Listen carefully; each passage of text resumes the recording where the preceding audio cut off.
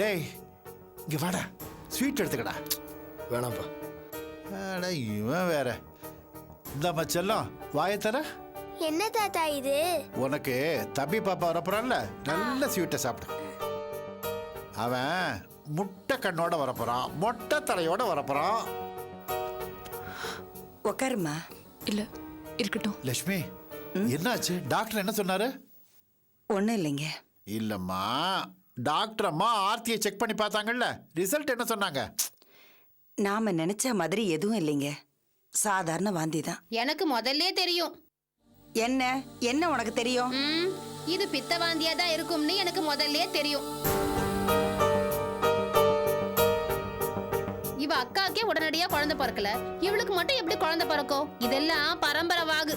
இத பாருங்க, இதுல எங்க அக்கா இழுக்க வேண்டிய அவசியம் எதுவும் இல்ல. பாருடா, அக்காவை சொன்னதும் கோவம் பொத்திக்கிட்டு வருது. ஏம்மா ராசாத்தி, நீ தானமா அவ கூட மல்லுக்கு நிக்கிற? அது வேற விஷயம். ஆனா இதுல என் குடும்பத்தை பத்தி நீங்க பேச வேண்டிய அவசியம் இல்ல.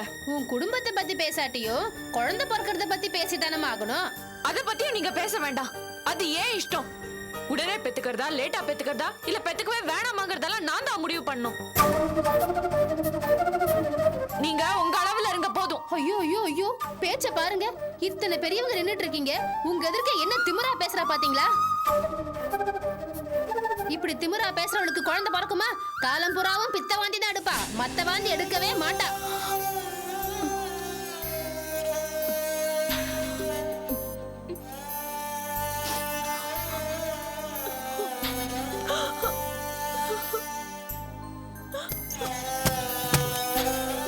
பாரு, உனக்கு இவ்வளவுதான் மரியாதை. என்ன பேசணும்ன்ற அறிவு இல்லாம பேசுற, பொம்பளை மாதிரியா பேசுற? டே, நான் பொம்பளையா இல்லையாங்க இருக்கட்டும்டா. மரியாதை தெரியாத பயலே. முதல்ல ஆம்பளையா லட்சணமா ஒரு புள்ளைய பெத்து காட்டுவியா? அதை விட்டுட்டு பித்தவாண்டிக்கு போய் சும்மா எகிரிட்டு இருக்கிற. ஏ கலா, அசிங்கம் முடிச்ச மாதிரி என்ன பேச்சு இது? ஒரு குழந்தைகிட்ட எப்படியா பேசுவாங்க? ஆமா, பெரிய கொழுந்து. முதல்ல புருஷன் லட்சணமா ஒரு குழந்தைய பெத்து காட்ட சொல்லுங்க. அதை விட்டுட்டு என்கிட்ட வந்து கோவத்தை காட்டுறான். நீதான் ஒரு பொம்பளை. நான் பொம்பளை தான்டா. நீ ஆம்பளையா இல்லையான்னு தான் எனக்கு தெரியல. தலை எழுத்து.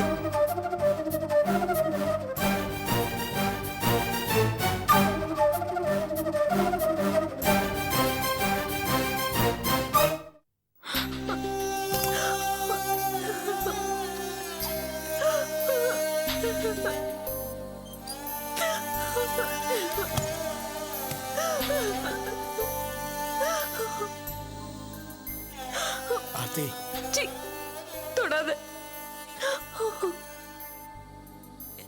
இது வரைக்கும் நீயும் நானும் ஒருத்தர் தொட்டுக்கிட்டது கூட கிடையாது.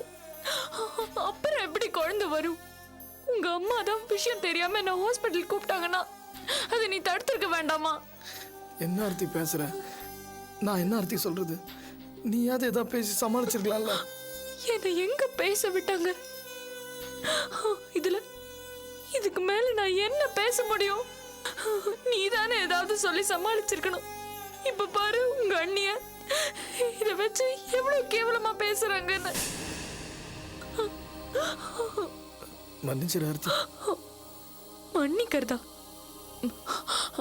இது பாரு, நீயும் நானும் புருஷன் பொண்டாட்டியே இல்லைங்கிறது நம்ம 2 பேருக்கு மட்டும்தான் தெரியும். இதை வச்சு இனிமே எனக்கு இந்த வீட்டுல எந்த தர்ம சங்கடமும் வரக்கூடாது.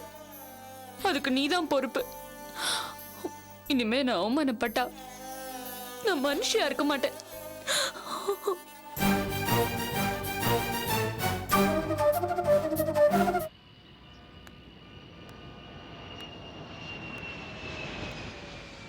ஏதோ ஒரு முக்கியமான விஷயம் பேசணும்னு சொன்னீங்க, சொல்லுங்க. இந்த விஷயத்தை நான் சரியான விதத்தில் உங்ககிட்ட சொல்லணும்னு தான் யோசிச்சுட்டு இருக்கேன். ஆமா அபி, நீங்க இப்ப சொல்ல போறது நல்ல விஷயம் தானே? ரொம்ப நல்ல விஷயம். ஆனா அதை எப்படி சொல்றதுன்னு. இல்ல, நல்ல விஷயத்தை எப்ப வேணாலும் எப்படி வேணாலும் சொல்லலாம்.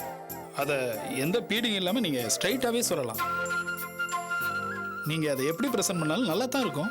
சரி தொல்காப்பியன், நேரடியாவே சொல்றேன். ஆனந்திக்கு கல்யாணம் பண்ணலான்னு நினைக்கிறேன். ரொம்ப சந்தோஷங்க. மாப்பிள்ளை நீங்க தானே சொன்னா இன்னும் அதிகமா சந்தோஷப்படுவீங்களா?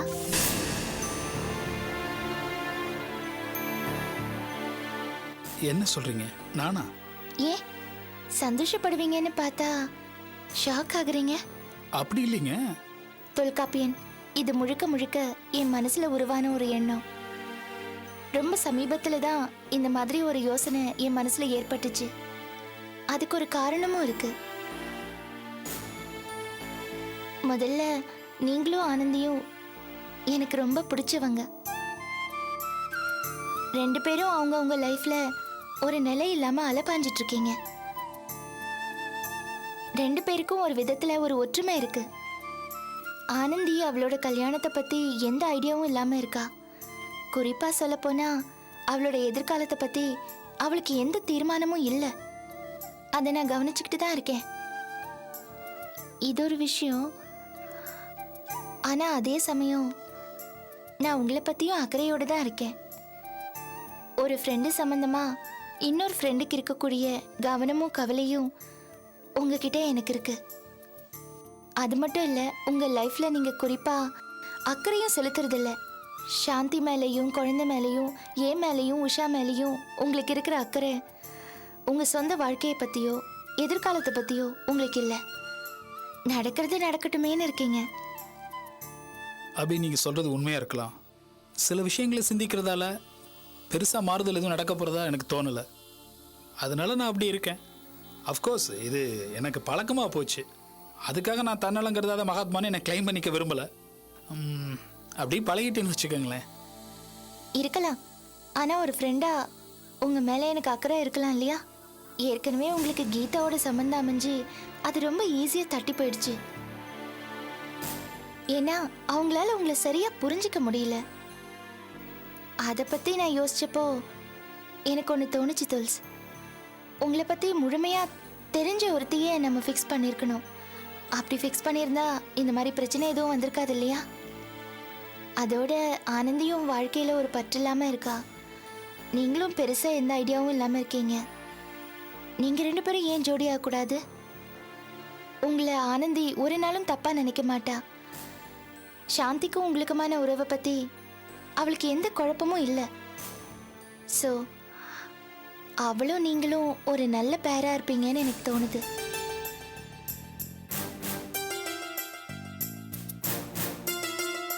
என்ன தொல்காப்பியன், பேசாம இருக்கீங்க? இல்லை, என் மேலே நீங்கள் இவ்வளோ அக்கறை செலுத்துறதை பார்க்குறப்போ எனக்கு ரொம்ப சந்தோஷமா இருக்குங்க. அப்போ ஆனந்தி உங்களுக்கு பிடிச்சிருக்கா? எனக்கு பிடிக்கிறது இருக்கட்டும். ஆனந்தி கிட்ட இதை சொன்னீங்களா? இதில் அவங்களுக்கு சம்மதமா? ஏன் கேட்குறேன்னா, அவங்க ஏற்கனவே வாழ்க்கையில் நிறைய ஏமாற்றங்களை சந்திச்சிருக்காங்க. கார்த்திகோட கல்யாணம் நிச்சயமாயி நிறைய ஆசைகளோடும் கனவுகளோடவும் கல்யாண மண்டபம் வரைக்கும் வந்து நின்று போய் நிறைய வேதனைகளை அனுபவிச்சிருக்காங்க. இப்போ நீங்கள் ஒரு கல்யாணத்தை அவங்களுக்கு பண்ணி வச்சு அதனால் அவங்களுக்கு ஏமாற்றமாயி ரொம்ப கஷ்டப்படுவாங்க. அதனால தான் கேட்குறேன், ஆனந்திக்கு இதில் சம்மதமா? நான் உங்களுக்கு சம்மதமானு கேட்டேன். இல்லைங்க, ஆனந்திக்கு இது தெரியுமான்னு தெரிஞ்சாதான். நான் உங்களுக்கு சம்மதமானு தான் கேட்டேன். இதை பாருங்க, எனக்கு கல்யாண வாழ்க்கையை பற்றி எந்த எதிர்பார்ப்பும் கிடையாது. தனிப்பட்ட விருப்பு வெறுப்பு எதுவுமே இல்லை. நீங்கள் சொன்னீங்கன்னு தான் லாஸ்ட் டைம் நான் அந்த பொண்ணு கீதாவை பொண்ணு பார்க்க போனேன். அது ஒரு மாதிரி முடிஞ்சு போச்சு. இப்போது ஆனந்தியை கல்யாணம் பண்ணிக்க சொல்கிறீங்க, எனக்கு ஓகே தான். இல்லை, இதில் உங்களுக்குன்னு ஒரு தனி விருப்பம் இருக்கும்ல, அதனால தான் கேட்குறேன். அதெல்லாம் ஒரு காலங்க, இப்போ அப்படியெல்லாம் இல்லை. இப்போ நீங்கள் இப்படி செய்யுங்கன்னு சொன்னீங்கன்னா எனக்கு ஓகே தாங்க. இல்லைங்க, இது உங்களோட வாழ்க்கை. அது நீங்களாக பார்த்து கொடுத்தது தானே, புரியலையா? அன்னைக்கு ஹாஸ்பிட்டல் நான் குத்துப்பட்டு கிடந்தப்போ நீங்கள் ரத்தம் கொடுத்து காப்பாற்றினீங்க. அதனால் உங்கள் குடும்ப வாழ்க்கையில் எவ்வளவோ பிரச்சனைகள், அதையும் தாண்டி எவ்வளவோ உதவி பண்ணியிருக்கீங்க. இப்போ நீங்கள் இப்படி சொல்லும்போது எனக்கு ஓகே தாங்க. இல்லை, எனக்கு பரிபூர்ண சம்மதம். நிஜமாவா? 100% முழுமையான சம்மதம். தேங்க்யூ.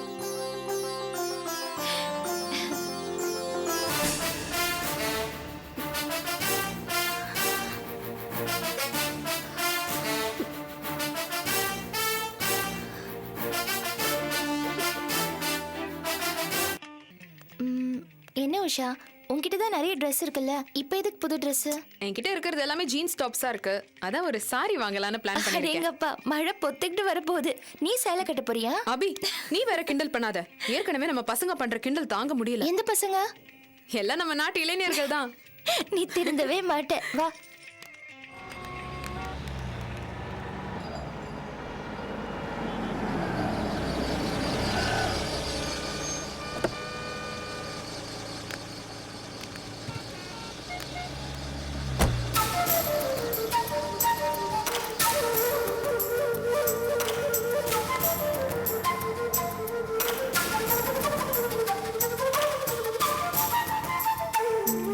அபி, எனக்கு என்ன கலர் நல்லா இருக்கும்?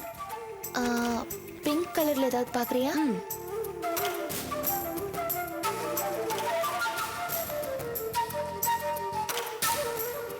சரி, அதை எடுங்க.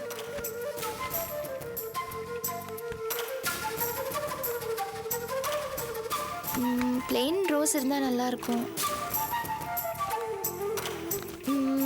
வேற ஏதாவது காம்பினேஷன்? ஆதித்யோட அப்பா வந்திருக்காரு. எங்க? கண்டுக்காத. எங்க இருக்காரு? கண்டுக்காதுங்கிறேன்ல. ஹலோ, எப்படிமா இருக்கீங்க? நல்லா இருக்கேன் சார். என்ன இந்த பக்கம்? அது ஜவுளி கடையில வியாபாரம் எல்லாம் நல்லபடியா நடக்குதா, மக்கள்லாம் சந்தோஷமா இருக்காங்களான்னு பாக்குறதுக்காக வந்தோம் சார். ஏய் உஷா, என்ன நீ?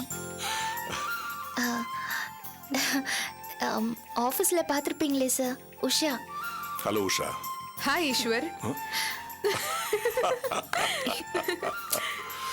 அப்புறம் எப்படிமா இருக்கீங்க? நல்லா இருக்கீங்களா? அதான் உங்க பையன் எங்களை ஆபீஸ் விட்டு துரத்திட்டார்ல, ரொம்ப நல்லா இருக்கும். ஏய் உஷா, நீ பேசாம இருக்க மாட்டியா? உஷா சொல்றது கரெக்ட் தானேமா? அன்னைக்கு ஆபீஸ்ல ஆதித்யாவை வாங்குன்னு வாங்கிட்டு வெளியே போனியே, அப்புறம் அங்கதான் இருந்தேம்மா. அவ்வளவு பேர் மத்தியில ஆஃப்டர் ஆல் நீ ஒரு பொம்பளை தானே ஆதித்யா கேவலமா பேசினப்போ தைரியமாவும் புத்திசாலித்தனமாவும் பேசின பாத்தியா, எனக்கு ரொம்ப பெருமையா இருந்துச்சுமா. என் பையன் கூட ஒரு பொண்ணு சண்டை போடுறான்னு உன் மேல எனக்கு கோபம் வரல. இப்படி ஒரு பொண்ணு எனக்கு பிறக்கலையான்னு வருத்தமா இருந்துச்சு. நீ நல்லா இருமா. சார், நீங்க பேசுறதெல்லாம் கேட்கறதுக்கு ரொம்ப சந்தோஷமா இருக்கு. ஆனா அன்னைக்கு அந்த இடத்துல நீங்க உங்க பையனை தட்டி கேட்கலையே, ஏன் சார்? அம்மா, ஆதித்யா எப்பவுமே அவன் எடுக்கிற முடிவுல யாரும் தலையிடக்கூடாது, யோசனை சொல்லக்கூடாதுன்னு நினைக்கிறவன்.